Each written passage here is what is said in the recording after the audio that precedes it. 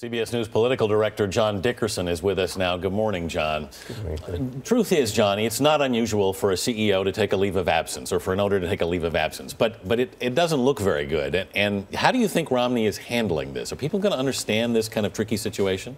No, you're right. It looks a little exotic. It looks a little different than people's common experience. And what Governor Romney wanted is his experience at Bain to basically have people think he's a business guy. He knows how to fix the economy. That's all you need to know about him. Now what he's having to do is explain complicated business arrangements. He's talking about things that just sound different from people's day-to-day experience. It changes that Bain story for him. He'd rather get off this topic, keep things focused on the president and the status of the economy. The more he talks about Bain, the worse it is for him. And of course, the reason that these 3 years are so important is that this is when Bain really embarked on this period of outsourcing jobs and investing overseas. And the Obama campaign is trying to make this case that Romney's an outsourcer. So who's really right here? Did he really walk out the door in 1999 and never look back? Well, yes, essentially. I mean, so the question is, was he in control of the day-to-day decisions? Was he saying, hey, let's outsource some jobs? And there's no evidence that that happened during this period. But what the Obama campaign is using is the name on the documents, this exotic arrangement, as I've called it. And they're saying, no, see, your name is on the document. So, which is the case, it's on the document. But the question really is, the controlling question, as they would say, is, was he the guy making the decisions to send these jobs overseas? And there's no evidence that that's the case. So is this not a fair association then, do you think?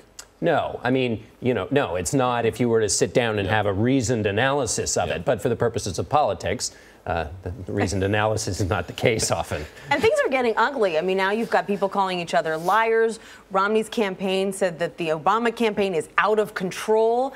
Is this really early for things to be getting this nasty? Well, they haven't gotten into, I mean, once you get to liar, you start to get into personal characterizations. And so that it does feel a little bit early. Here's what the Romney people are trying to do, which is to say, remember Barack Obama said he was going to change politics and he was going to not do this kind of thing. Right. So when they talk about apologies and they raise this question of Obama's character, what they're trying to do is get people to think, he wasn't the guy who in 2008 was talking about a higher level of politics. And tie that to people's disappointment about the economy. He wasn't the guy who was able to deliver. That's the counter move here from the Romney campaign. Well, it seems like he's trying to take the outsourcing label and stick it on Romney. And in a race that's still very tight, I mean, you think that could work? Sticking the outsourcing label on Romney, it could. What it is for the Obama campaign, it's a series of shots at Romney and tearing down this idea of Bain being a great piece of experience. And this is one shot in a whole array of them. Right. And so far, polls have showed that there has been a bit of an impact in swing states. John Dickerson, thank you so much for joining us this morning. Appreciate it.